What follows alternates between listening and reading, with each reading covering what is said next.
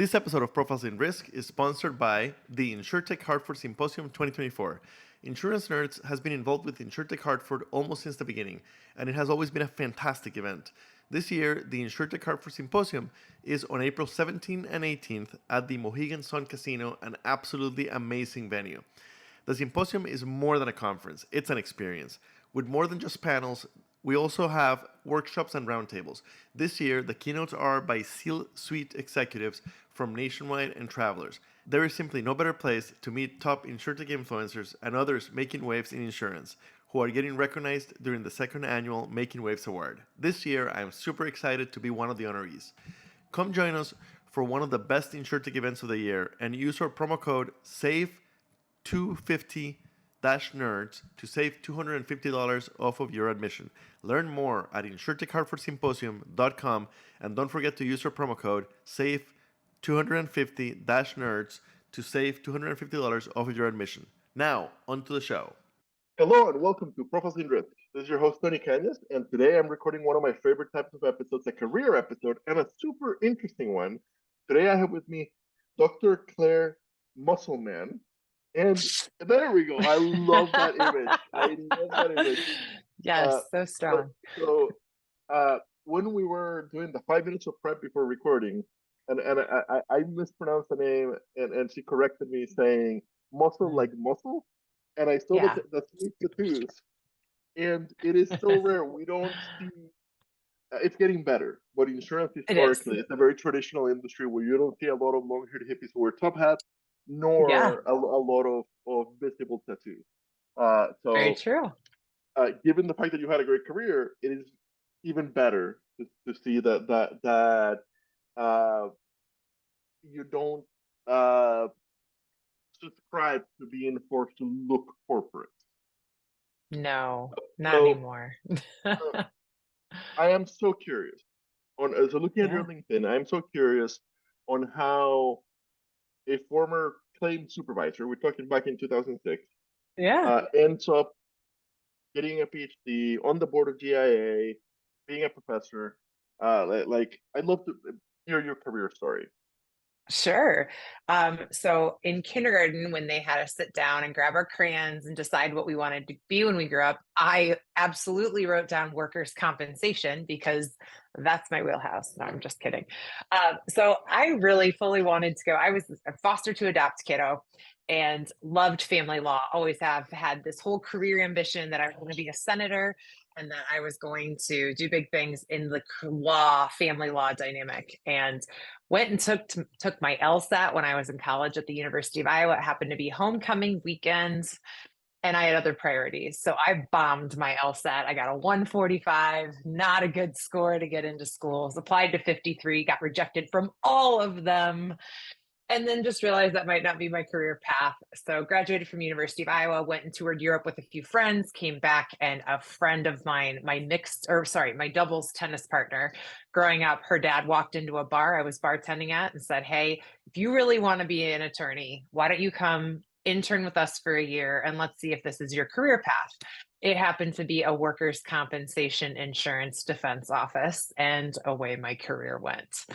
So from that, it was introductions to people. And this is where it really comes down to, it's not just who you know, but relationships end up driving such a big career force, especially in the insurance world, because it is so small after all. But that's how I got into it. And then it really was like the corporate ladder. Since I ended up at one of the big TPAs, kind of coming off of it, and had some of the best leaders of my life that showed me, like, this is how you stand up for people. This is how you self-regulate. Hold on. So claims TPA, very famous claims TPA. Yes. The first role listed on your LinkedIn is a supervisor role. What I'm assuming. So I started as an actual claims at the adjuster. bottom. Okay. I did. So claims adjuster. How long did it take you to get the promotion to supervisor? When did so I started as a claims adjuster level 2 in 2006. And then I had a team of 5 and it was 2013. I mean, it took some time, being honest, back in the day. and what advice do you have for claims adjusters or even underwriters or customer individual contributors today within our industry to get Yeah. that first supervisor, that first manager role? What worked for you, and what have you seen work for others? So I lucked out of working for a couple of leaders that truly had my back for a developmental standpoint. So when I first went to this very large TPA, they paid for my master's degree. So I have a master's in public administration with an emphasis in public policy because I handled a state account, which was newer to this TPA, and now it's a big thing for them.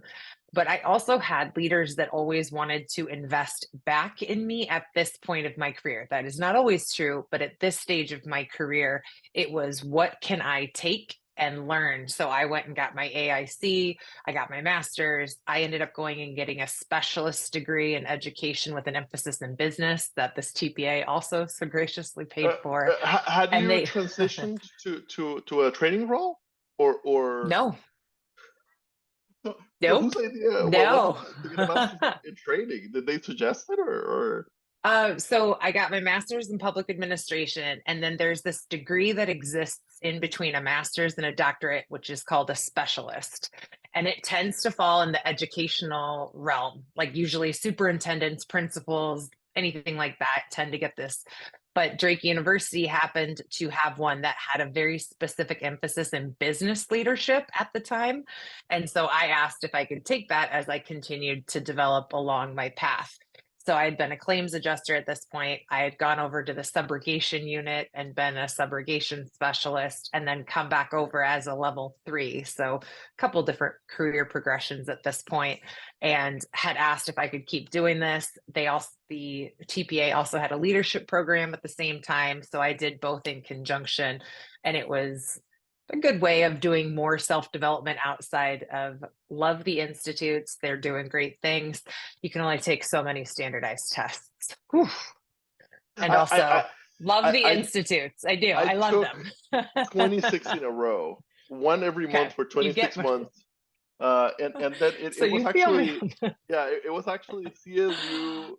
So I moved on from the institute and went for CLU, and it was the second CLU test that did me in, and I'm like, yeah, I'm done. Yeah. So I lucked out again. If I could make a case for it, this is where this is my biggest piece of advice to people. If you can make a case for your own development and learning, most of the time people are going to say okay. You just have to be willing to make the ask and then explain how it applies to your career.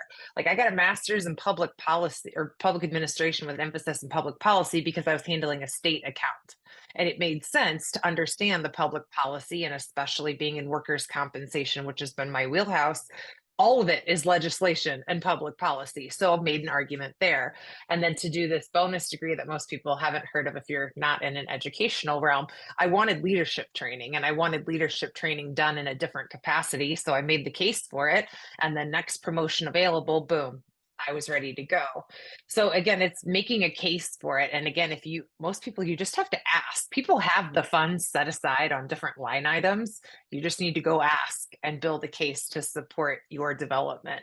It's one of the things that like I get to teach this now as a faculty member at Drake, as a professor in their business school. I teach leadership and personal development. And a lot of this is like, how do you figure out what career path you need to take and what skills do you need to develop? Are you going to be someone that wants to focus on your strengths, or do you want to focus on your weaknesses? I'm a big fan of focusing on strengths, and then I build teams around my weaknesses because I don't care. Like they're my weaknesses. I'm fine with that. And there's people that are doing awesome things in my weak areas. So let's bring those people in and have Hmm them do their thing.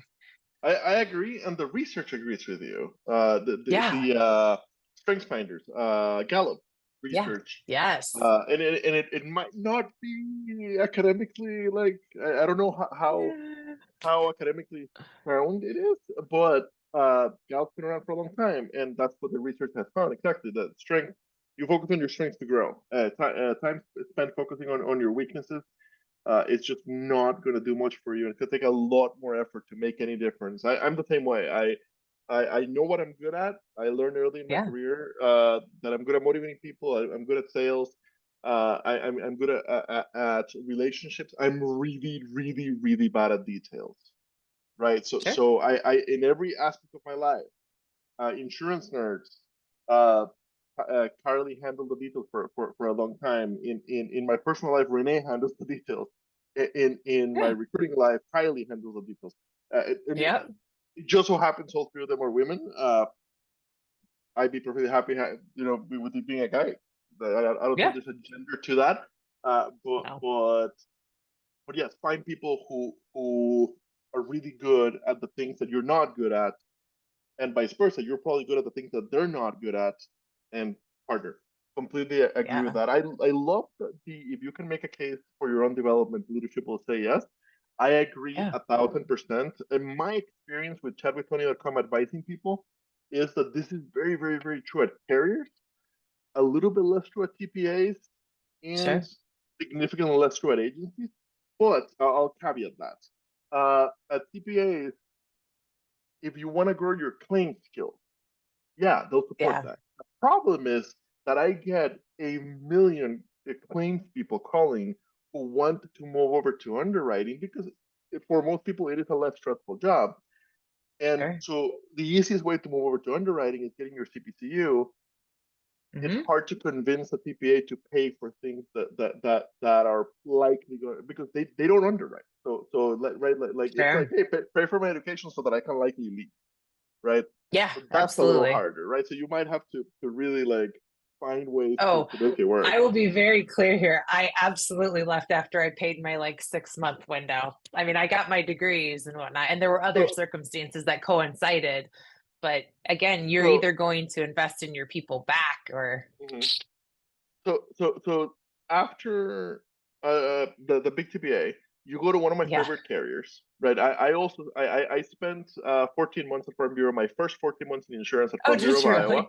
Yep, Yeah. I at the claims call center. And my first job in insurance was the claims call What? center at Farm Bureau under Dan Behrens and Cal Crop. Kyle is still there. Dan just What? left. Uh, and Yeah. and I was the lowest person on Farm Bureau payroll. Well, I don't know that for a fact, but I was making 32,000 a year. I had just been downsized from my job in transportation, and I took a significant pay cut to go to Farm Bureau. 2009 recession. Yeah. Right, they were hiring, and it turned Yep. out to be a fantastic experience. So you go to Farm Bureau as a workers' comp manager. You're there for a Yep. little bit over a year. Uh, Yep. what led to go from Farm Bureau to RTW, and what is RTW? I'm not familiar with Okay. RTW. So RTW is an insurance company that is now owned by State Auto. They were bought by Rock Hill, and Rock Hill So bought now State owned by Auto. So now Liberty. it's, yep. Yeah. So you know how this works. It's just, Uh-huh. I, as the manager for the work comp group there, which was an awesome group, and they're still fantastic. They're under a Steve Luft, and he's great. And I love the people that are over there. There was an opportunity. This is right around the time where we're seeing a big wave in predictive analytics coming, like Aon is pumping out, hey, predictive analytics are where it's at. And RTW has this little spin-off group called Absentia at the time.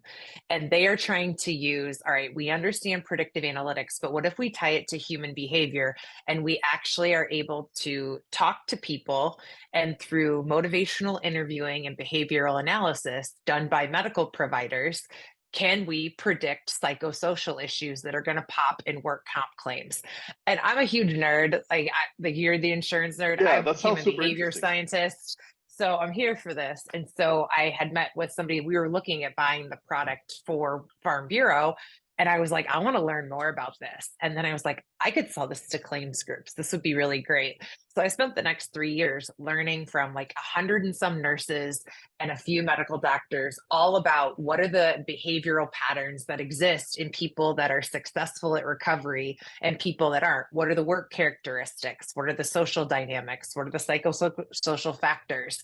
And how do those play into the grand scheme of recovery or support or whatever you need to get somebody back to work, back to life?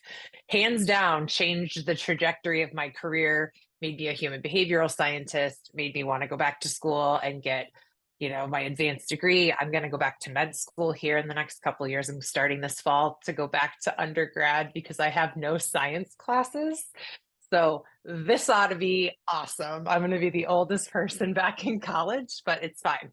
It's Yeah. good. My daughter's taking biology in high school. Okay, I'm going to take it in college. hold on. We're skipping today. We'll have to come back, but Yeah. but there's a very millennial thing, and I'm an older millennial. I'm 41 now, Me right? too. And I've talked to many millennials about their careers, and we always default to education, right? Yeah. Like a bad review or a mediocre review or just feeling stuck at work, we default to I'm just gonna get more education, right? Yep. And I've advised several people like there's a point at which you're more educated than your CEO, right? And that happened to be at Yes. Nationwide. I literally Yes. was significantly more educated than my CEO, and Rasmussen was fantastic, right?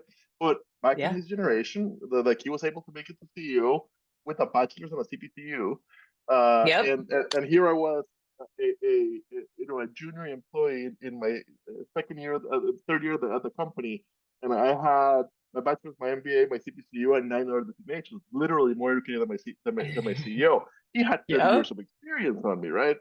Mhm. Uh, but I tell millennials all the time, dude, at this point, it's no longer education. You've got your MBA, you've got your CPCU, you've got a couple of designations. This is no longer an education problem. So I am Yeah. curious. Uh, so I'm concerned that you might be doing the like more education will fix it. Yeah, so I Uh, love the education standpoint. So I spent my 3 years over at RTW, and one of my uh, clients was one of the WR Berkeley companies, Continental Western, and their vice president of claims said, "Hey, I've got a work comp director opening. Do you want to apply for it?" And I was like, "This is my mecca. This is where I can literally take everything that I just spent learning about human behavior and mhm. actually apply it to claims, and we can see if Hold on, what we do makes the difference." I kind of spaced out. How did that opportunity come along? They were one of our clients. So when I was at Oh, Absentia, yeah, so I got to okay. meet that whole group. And then it was bigger than just claims at that point. We were working with loss control or risk services, working with underwriting, working with actuary to use financial information to prove that what we were doing from a behavioral stance was actually paying dividends. And so we created what's called the first ever workers recovery unit. You can still find it today over at Continental Western. It is run by actually a former Nationwider now at this point, and that team is wheeling and dealing, doing great stuff, making great things happen for people because they changed the game of what do you focus on when somebody gets injured? How do you talk to them? What kind of communication modalities? What do we need to pay attention to? How do people best adult learn when you've been injured? Because it's not the same as if you're coming in to come in and do, here's your sexual harassment training, click on the PowerPoints every 90 seconds and check it off annually. It's not the right way it goes. But we did that. It was awesome. We built it in 2018. Again, it's still there. So love that when you can build something and it stays and it's still thriving. That makes me Oh really yeah, happy. yeah. We had an unforeseen circumstance there. Our CEO at the time, Mike Lex, who actually was a Nationwider as well, I know. I passed knew him. away. Yeah. And it was probably the most jarring thing that's happened in my career. He Mhm. was my advocate, super great mentor, taught Great me guy. so much, helped me finish my doctorate, just did a lot of great stuff behind the scenes to make sure that things weren't hard for me, which I've had a couple of people that have done that. Jay Gates did that for me at Sedgwick. Um, it's been really great to have people that will help like streamline the path for you. With his departure, there was just opportunity to go to North American Risk Services and went over there, decided to go back to the TPA space That's for a a bit. so basically you've gone TPA carrier, TPA carrier, TPA carrier, kind of okay, Yeah. and Yeah. that What I and learned, that what I and didn't. that makes a lot of sense. Career wise, it's very different from mine, but it does make a lot of sense. And I have talked to a lot of people who had that kind of going back and forth between suppliers and carriers, Mhm. because yeah, you learn a lot of the supplier, and then you go to the carrier, you learn a lot of the carrier, and now like you're a superhero for the next supplier because you understand both Yeah. their business and the buyer, right? So Absolutely. and then you go back to the carrier to help implement something. So yeah, Absolutely. I'm trying to think of a word like the zipper career or we need to come up with a word for that type of going back and forth between supplier It is. and It's carrier. It is layering for popular. sure. Yeah. So you go to North American Risk Services this So go to time. North American Risk Services. This time we're doing boutique TPA, and the whole goal of this is to see if we can rebuild the workers recovery unit, which is great when you're a carrier and you can Mhm. control all the costs. And Like I are can you dump money leading wherever I want. and are you Yeah. leading all of workers comp? Yep. Yes. Fantastic. So a Yep. dream With job. a fantastic. So I was vice president of work comp. My director is Michelle Green. She is still there, rocking and rolling and doing fantastic things for them. And so the goal was that we would build what we build on the carrier side. Can it be implemented and executed on the TPA side Interesting where because you you go to actually multiple have to get carriers. your employers? Yeah. And so Hmm. you're working with MGAs at this point. You've got to get brokers that buy in, and there's a lot more people at play. Hmm.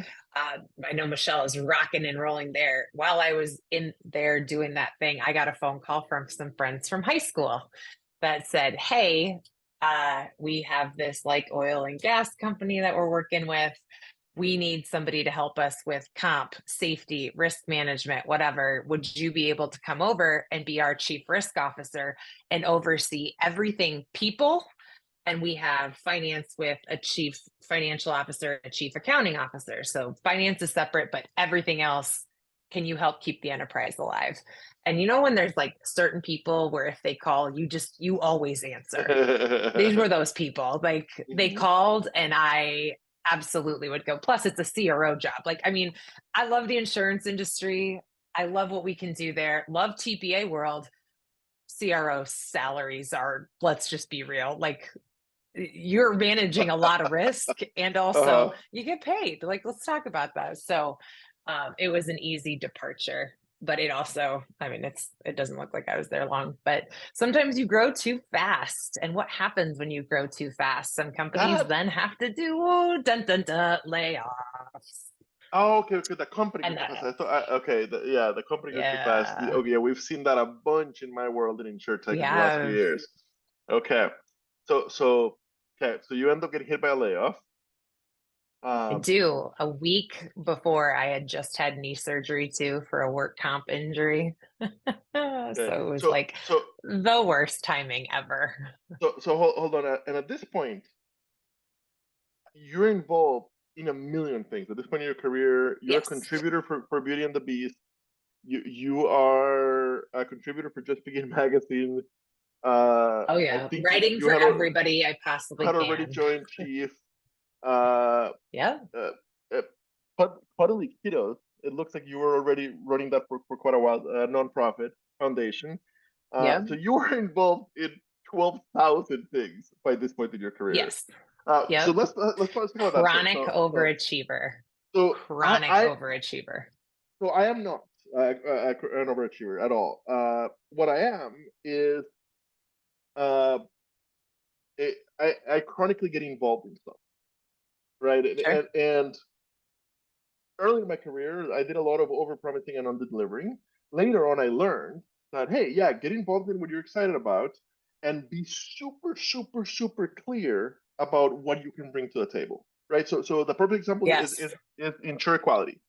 I joined the board and made it super, super, super, super clear what I'm good at is having a giant megaphone within insurance, right? Use me Yeah. for that. Don't expect me to be able to execute anything because I can't execute my way out of a paper bag. I can augment your message, right? Yeah. And that's what I joined the board for. And they got it. Like they were really good at understanding what I'm good at. But what advice Sure. do you have for other people like you and me? I would describe it as hyperactive, right? So Yeah. I think we're both hyperactive ADHD. The big difference is Sure. you're an overachiever. I'm not. I'm a big megaphone. But what advice do you have for people like us who get bored if they're only doing one thing? Sure. So twofold. Mine, I'm chronically trying to not get sent back to a foster care family. So mine runs deep. Like when we talk about like years of Okay, therapy deep, yes, mine runs yes, very deep. Now, yeah, and I'm also the exact massive opposite. chronic overachiever, Okay. massive chronic overachiever to pay my dues. But my big thing is everything of mine is in pure alignment. So every organization I'm a part of all falls into the same alignment of my main purpose in life, which is to make good things happen for people. And so I get that feeling, oh, I can't say that. Because even when I walked across stage and got my doctorate, I'm like, okay, cool. What's next? This doesn't fulfill me. So thank you, therapy, for going through countless things For, about for, for, how to for, feel good. for, or at least helping you recognize that Yeah, helping me that this is what's recognize going on. why I do what It's I still do. there, Yeah. but at least you know what's going on. Oh, yeah, but at least I can make it productive. I am working with a couple of my students right now that are like, I'm a massive overachiever. I'm like, it's not a bad thing. Companies will abuse you for it. And But- also, oh my you've got God. to figure out what Yes. your level is. Let's. This is such an important parenthesis for me. Okay. I have ran. I. I. I am not an overachiever. Like, let's be clear on that. Like, I'm kind of the exact opposite, where I grew up in a very privileged setting. Uh, Okay. Now, my only disadvantage was I didn't grow up in the States. I grew up in Costa Rica. Okay. So that made it difficult since I wanted to work in the States. I had some challenges with Sure. immigration and stuff there. But beyond that, like every time in my adult life, from the first time we did it, which was in my fraternity in college, to like multiple corporate events, whenever they do the whole like take a step forward, if you had this, take a step backwards, right? And you and like to Oh, help people yeah. realize, right? I end up way ahead of everybody. I'm very very aware of the fact that I had a very privileged start. Uh, my mom's a doctor. My dad has multiple master's degrees. I come from a family of entrepreneurs on my dad's side, entrepreneurs and politicians. And me, I I graduated high school with a 2.53. That's after doing a Sure. whole bunch of AP classes in order to bring up my 1.9. I went to Iowa Okay. State, where I graduated with a 2.6. Uh, and my MBA I actually did better on. And work wise, I've always been a 3 out of 5 performer. I cannot figure out on earth how to do better than a 3. And one time I had a 1 out of 5. Okay. Somehow I didn't get fired. I actually kind of got promoted, but that's a whole different story. But the point is, I am not an overachiever at all. Um, but hold on, how did we talked about being an HD? How organizations Oh yes, can yes, yes. use Okay, this to okay, their okay, advantage. okay. Oh, yeah. Even given Yeah. the incredibly mediocre human that I am in most things, I'm really good at public speaking. I'm really good at motivating people. Yeah. Right, and I'm fairly good at doing magic. But uh, the reason I painted this whole picture is I have ran laps around people career wise, and then they call me for career advice, and I Hmm. realized that they were really good students. Like they were like 3.9 students in high school, or 4.0 students in high school and 3.8 in Yeah. college, or right, and then they graduate, they end up in the corporate world, and they were raised with the idea that you do what you're told, you do it well, and you grow. And that is no longer true after Yeah. college in the corporate world, No. right?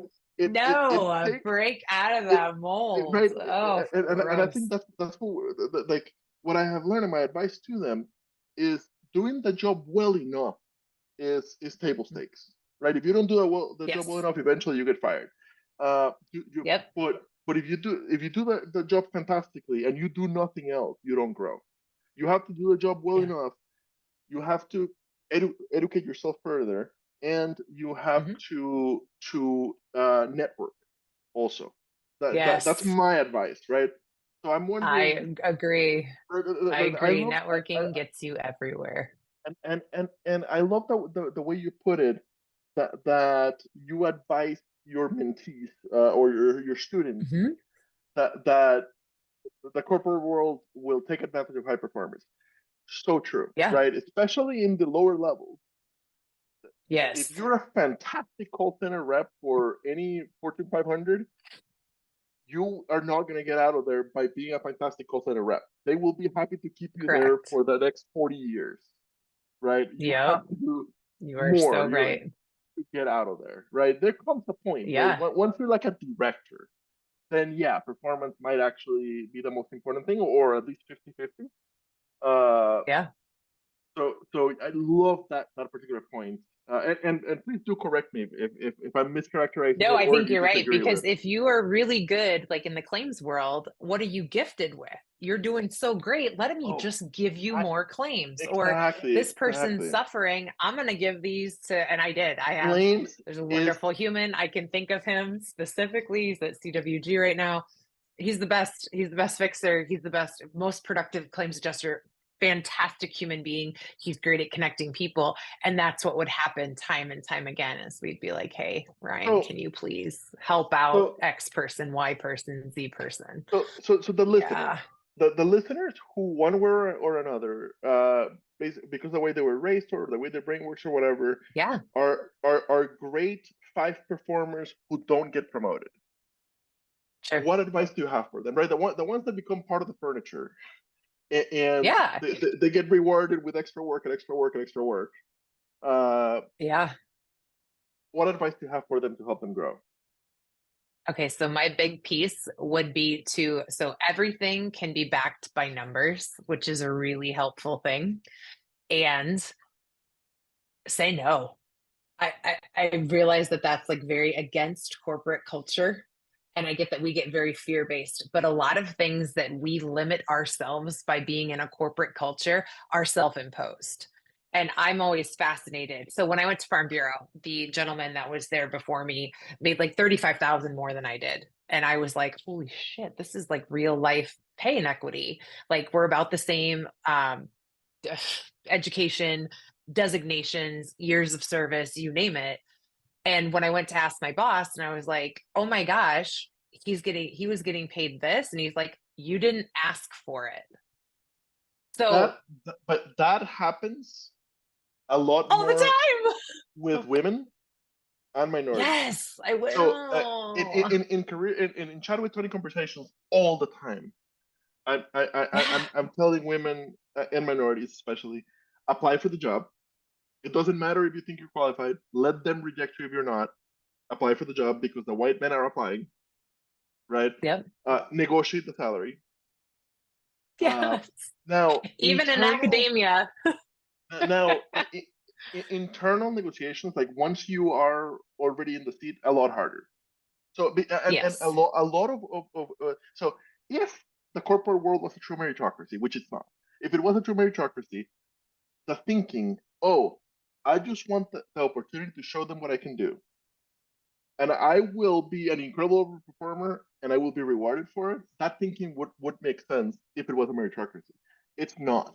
Your Correct. salary No. in a corporation will forever be anchored to where you started, To that right? first starting point. And I have been So working with students on this, as I'm sure you are. So I'm like, go get paid. The worst thing they can do is say no. And I've yet in the students, so I became full time faculty this past year. And we are like 8 for 8 right now of students going in. I had one kid that got 40% more than he asked for.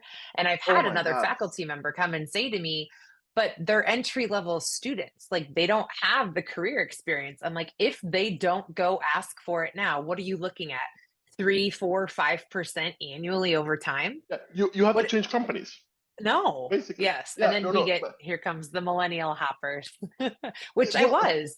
uh, okay. It worked. Any very high level leader, very conservative high level leader that somehow made it into this point of the recording, right? That didn't get straight away by you and me. Uh, Yep. let's be super clear. The kids, and kids means anyone younger than me, anyone younger than 41, are simply Same. being rational, right? They have simply seen their parents and grandparents get abused for corporations, see pensions Yes. go away, and Yep. seen layoff, and uh, the biggest and have read too many articles showing the fact that people who stay in the same company for a long time end up getting paid less than half Correct. compared to those that hop around. So yeah, some level of hopping around, especially early in your career, is basically mandatory in order to get paid what you're worth in the market. I think that's huge. And you learn a lot. Like, I mean, we've talked about, like, my career went from TPA to carrier to CPA to carrier. You know, I went back and forth. I learned a lot from being in the different environments too, about what did work, what didn't work, whose leadership styles I thought were appropriate, whose weren't, how to get paid as a female. And I will say, I've had amazing male mentors. When I was growing up in my career, the worst for me were women. And now, like, I'm going off to Execu Summit tomorrow for the Women's Executive Leadership Conference to go talk about, like, why do we do this to each other? Like, why are we not here to support each other more when Hope it the gets people I've recorded. been taken down most were never men? They were always women. And I refuse to leave the place that we are right now worse than it is. It's time. Got studies that date back to the early 1990s when we were starting to do research on this about women will always take down other women before anyone else. And so when we go into like hiring and negotiations, it's what, like, I'm fascinated by this. Like, at what point do we wake up and realize, hello? So I'm a guy, right? Yep. I'm an avowed feminist. I was raised by women. My dad mostly absent. And all of the strongest figures in my childhood were all women. All of my greatest mentors were women. But I have to be very careful to make it clear that I'm a third party in this conversation. Yep. As an observer, it seems that the problem used to be that there were very few women in the higher levels of the corporate space. Those few women there had gotten there by clawing their way, their acting hyper competitive, not collaborative, right? Outguying the guy while still being in shape, dressed as traditionally expected for women. Basically, they felt that it was probably true that they had to perform 2 to 3 times as what the guys had to perform in order to make it there. And once they made it there, it seems to me that they felt that there's a limited number of seats allowed for women, and that number of seats is like lower than 50%. So no, I can't support other women because they might take my seat, right?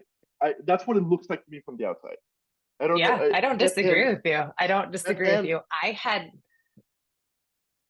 not had a female mentor until the woman who came to me when I was at RTW and said, "Hey, why don't you come apply for this? There's a work comp spot open. Maybe you should consider applying for it." And I got to work for my first woman. My first woman in my entire career did not happen until 2017. First woman I got to work for. That is crazy. Like, are you kidding me? Well, claims and she was male heavy. Yeah, but claims. Crazy. But so I got to work for her, and I still talk to Becky Kenyon. She's over at USAA. She's doing amazing things over there. Fantastic. But that was the first time that I was like, oh, this is what it's like to like work for a woman. Great.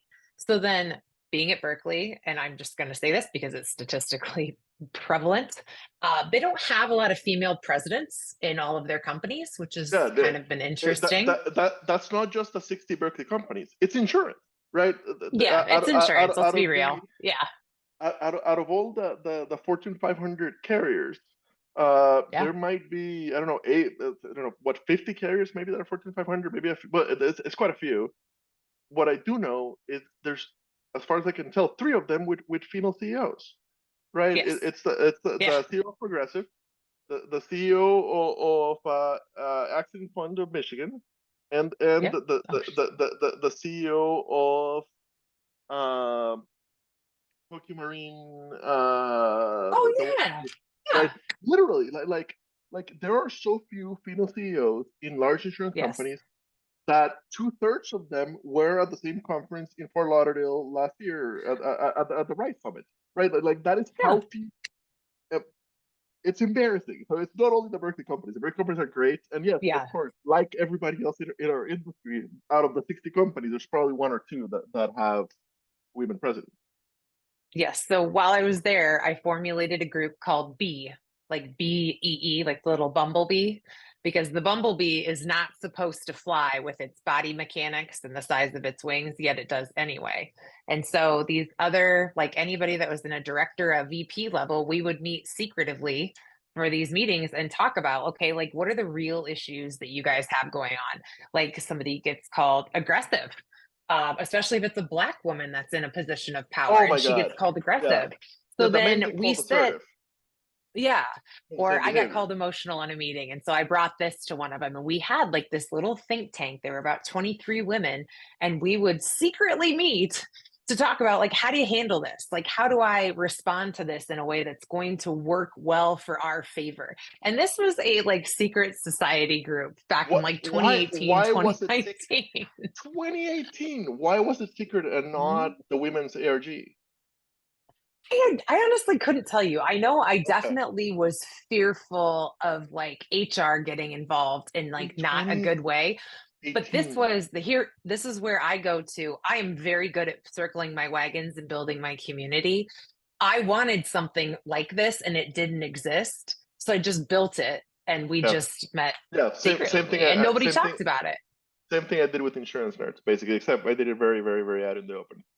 Well, Very, but I mean, we had very. some of the best conversations about like when I brought mine to the table, I was like, I got called emotional. And they're like, well, what was the context and whatnot? And the very next day, I walked right into my boss's office and I was like, this was inappropriate. That is not at all what this was. And he apologized. I explained my position. He explained his, but I got an apology. And that's really what I wanted. I am passionate beyond belief about work comp. And so help me, if somebody's going to come after my team, we can have it out and then I will handle that person independently, but I will never let my team get filleted publicly. And that that is again something that I've had people that learn, but it's interesting about how like a male leader gets to see that as a sign of strength. Like that guy is going to battle for his team where she's emotional. I'll show, yeah, I can get them. Actually, I can't. I don't really have feelings. And I've learned this about myself. Thank you, therapy. So that's why it's even better when people are like, she's emotional. It's like, actually, I'm not. My Enneagram shows that I have one feeling. Like on a scale of 1 to 100, I'm a 1. Again, this is where I wouldn't love have this stuff. survived foster care if I had feelings. It's Exactly. basically what I'm hearing. Yeah. I wouldn't have gotten through my upbringing if I was an emotional. See, and Just here, go get my dog. I'm a guy who's a complete softie. Yeah. Very, very interesting. So I'm trying to bring it back. This has been a wonderful conversation, but I want to make sure that we go through the rest of the career. So You got it. So you get downsized from North American Risk Services, which grew too fast after. No, I got downsized at Chief Risk Officer of Emory. Emory Okay, downsized. Okay, perfect. Thank you for correcting that. Yeah. Okay. Now here's what: So, if they called today and said, "Hey, would you come back?" I absolutely would, in a heartbeat. Awesome. They call, like, again, there's certain people that when they call, you answer and you go. That's one of those groups. So, you go. So, did you go to CLM as a full-time employee at that point, or was CLM? Nope, I am not a full-time. I'm on their dean. I am doing some webinars, writing for CLM, and building out some of the courses for that they're going to partner with for the institutes for Claims College. Okay. So I don't work so, for anyone. I'm my own name. So that was your last job. Awesome. That was your last W2 full-time job. Caveat. Yes. I teach at Drake University and I am a faculty member there, and I do run their Master of Science in Leadership program. But that to me, while it is a W2, I love it. Gung-ho. It is more like a hobby to me because I get to teach. And I was teaching. I was an adjunct teaching like 5 or 6 classes. Now I teach less classes and I'm a full-time employee. It's weird. So from my seat, it's So basically from there on, reading your LinkedIn for this interviewer, is incredibly complex because you have. This is actually like I should have a screenshot of this. It's fantastic, and it's a great example of what a great career looks like today, right? Where it's not a Yeah. straight line up. Uh, No. so It's a after Emory, you have 1, 2, 3, 4, 5, 6, 7, 8, 9, 10, I do a 11, lot of things. I 12 do whatever makes different me things. happy. Yes. So you have Yeah. 12 different side gigs Yeah. Pretty that much. that you're in and out of, and like Yeah. at the same time, right? And cobbling Hmm. together, making a good living. Uh, Yeah. but in a career that you truly built for you. You're Yeah. a sample of one, right? I think Yes. I'm I feeling. actually I had this conversation with CLM like last week. I think they were like, you're totally a unicorn. And I was like, I am, but I built a life that I'm proud of. And it's one that I live on my terms. And so this is kind of like, this is where I love seeing you guys nomad, where it's like, yeah, I just do what fulfills me. Now, not all of those are paid and they're not all paid well, Mhm, but they mhm, fuel mhm. my desire to continue to make the industry better. Like I Yeah, operate as a chief operating officer for workerscompensation.com because that's a great tech company that does amazing things for adjusters.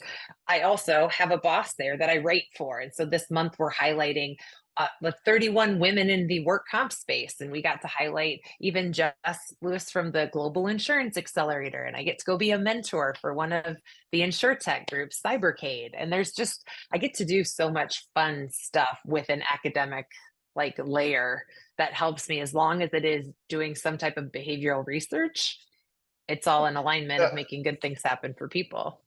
I did not realize when we first started interviewing, largely because I am an underperformer and I do zero prep before the I'm sorry. podcast. Whether you're an insurtech or I whether like you're that. a career chat, my perspective is I'll discover more about you while we chat. Uh, Yeah. and it's very purposeful. Part of the idea is so that the listeners see my sincere reaction. There's no practice, no agenda here. Yeah.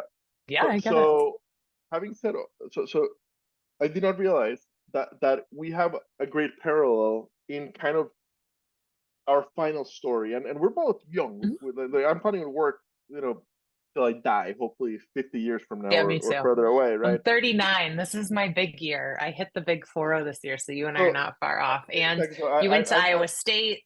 I went to Iowa. I There's won't no hold that against you too bad. I mean, they are by far the best sports program in the state of Iowa, no question about it. It'd be Sure. great if they had a school attached to it. That's my Iowa joke that I love saying. There you Okay. go. Uh, I'm glad to get that out of the way. I should have been using this what's it called? No, this is my coffee one, so that's why it's after this. I've been using that one. Okay. Well, So I, I do think that there's a great lesson here. yeah. Listeners, yeah, you might be the type of person that will be happier sticking to the traditional corporate role, whether it's at the same company or and just on the ladder, or even if you move around traditional corporate careers, Mike Lex type, right? Yeah. Or Yeah. you very well might be the Dr. Claire slash Tony slash my girlfriend Renee type, Yeah. who after significant experience finds a way to cobble together different things, right? So on my side, it is Insurance Nerd, the podcast, chatwithtony.com, being a magician, being Renee's travel companion when I can, and doing public speaking within insurance, and Yes, me too. ultimately So that's been awesome. and ultimately recruiting, which is what actually supports 90% of my financial right Sure. maintenance. Yep. But the funny thing is, there's many people out there have no idea I'm a recruiter because I'm really bad at actually talking about it on the podcast and stuff, right? Uh, but I managed to create a life Yeah. and Renee really led this, but we together managed to create lives that really worked for us. We were not meant to be W2 Yeah. employees, right? And so for the I listeners, wasn't either. this is a thing, and Uh-huh. it's a thing even in a very conservative industry. Yeah, very much so. So I tour around all over the US, a lot of risk control workshops, and talk about the psychology of work comp or the science of work. Like I get to go talk about work comp and geek out, teach people business communication. Like I do work comp 101 for companies behind the scenes. I help companies roll out vision in like, where does this organization want to go? How do you find meaning with your employees? I do a lot of cool stuff behind the scenes. Just a lot of people don't know that I'm involved. And that's kind of the beauty. The beauty is you let other people come to the front of the stage and we just get to inspire it behind the scenes. And I love that. There's something to that. Absolutely fantastic.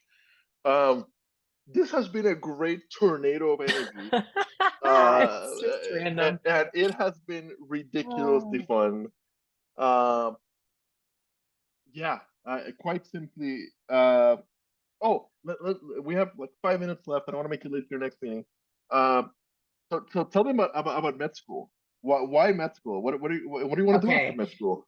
So I have been studying like the neuroscience that for about a decade now, and I've been able to make it like something where like I go and I teach employers, especially employers in the captive groups, where I'm like, here is why people behave the way they do. This is what goes on within your brain.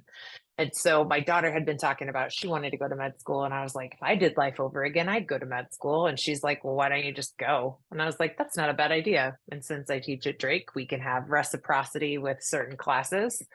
And so I didn't take any science, by the way. Up to this point of my career, I've taken like our bare minimum of what we needed. So I have to go back and go take all the Bio sciences, which is 101. probably going to take me, yeah, yep. So that's what I'm signed up for this fall. I'm So, taking Bio 101, and my so, daughter's taking biology in high school, and we're going to be study buddies. so step one basically is Yep. uh, getting an associate in biology, or doing the last 2 years of a biology bachelor's, Basically. Yep. basically to have enough Yep. background to be able to take Uh-huh. your what's MCAT, or what's the Yeah, it's the MCAT. So that's cool. I also serve on a board of a paramedicine program here. There's a Des Moines area community college that has an awesome EMAC, yeah. fire science paramedicine program. And so I serve on their board. And so being around these guys, like you have to have one civilian that is not in the medical field at all. So I've been that civilian. And so So, now I'm like, wait, I actually want to do what you guys do. Can I start taking classes? And they're like, no, not if you're going to serve on our board. So I was like, all right, I'll just go to so, Drake and take some bio classes. And get so this, the physics professor's name is Klaus. How can you not want to take physics with Klaus? Yes. I'm so excited. Like I'm jazzed. And I've heard he's really hard. So I'm like, please be nice to me. I'm an adult, like an old adult. clearly, one thing that came throughout the whole conversation is you were fantastic about building your network, about networking, about getting people on your side, and I'm Yeah. sure part of that is your natural personality. But what advice do you have when it comes to building your network? So I think one of the easiest things to remember is networking is not easy for everyone. It is not, and that's okay. You can be tired after networking, but you can find similarities with anybody. And so I use this when I meet with people for the first time. I'm like, all right, if I'm with a group, I'm like, tell me the similarities between a cat and a refrigerator. And people come up with all these crazy things like they're buried in my backyard. They both have four legs, they purr, they store milk, etc. I'm like, good. You can go find three things in common with anybody else when you're having a conversation. You've got to find connection points, and you've got to remember it is not people's job to remember you. It is your job to make sure they can't forget you. And that is what I think has been my forte. I don't let people forget who I am. You don't let people forget how you are. Like that's one thing I think that's like super vital is it's not people's job to remember you. You've got to do something different and wake the world up. Everybody's on autopilot. We're on this hamster race. We go, we network. We're like, hi, my name's Claire. I'm a professor at Drake. Next. And we treat people transactionally. The moment you stop treating people like transactions and you focus on the elements of like, this is a human being. How can I help this person? There's got to be a way I can help this person. Like, do I need to connect you to somebody else? Like, if I can't solve your problem, I know That somebody that can help you. And that's that's the game mm, changer. yep. Uh, I, I do magic to get people to remember me, and I wear a top hat I and a red totally jacket. watched your magic on Uh, LinkedIn the other day. I was like, oh, this is so awesome. I can't wait to see him awesome. at Rise. I'm having so much fun. Uh, so I do magic to get people to remember me. But what I've always done, magic's only this last year. What I've always done is try to gift my network without keeping track. Yes. And I always Yes. had the idea. I don't even know where I read it, but somewhere very early in my career, I'm a bit of an obsessive reader. Or at least I used to be a bit of an obsessive reader. And at some point early in my career, I read that regardless of how experienced the other person is, there is something they can learn from you, right? It's the whole idea of reverse Yeah. mentoring. And so I always try Yes. that. Every conversation I have with anybody in insurance, I'm always, how can I help you? Right? Yeah. Like, how can I help you? And it's been massively successful for me. So I completely and absolutely agree with that. Thank you so much for your time today. Thank you. Definitely, Rise or wherever we happen to be Yes, in person, please do stop me and be like, hey, I'm Dr. Claire. Uh, I will. I promise. I will Fantastic. probably wear an Iowa Hawkeye shirt and run up to you and be like, yay! And you'll be like, oh, it's her. Great. Great. Yes, exactly. Fantastic. Oh, this has been Awesome. awesome. Thank you Thank you so so much much for for your your time time. today.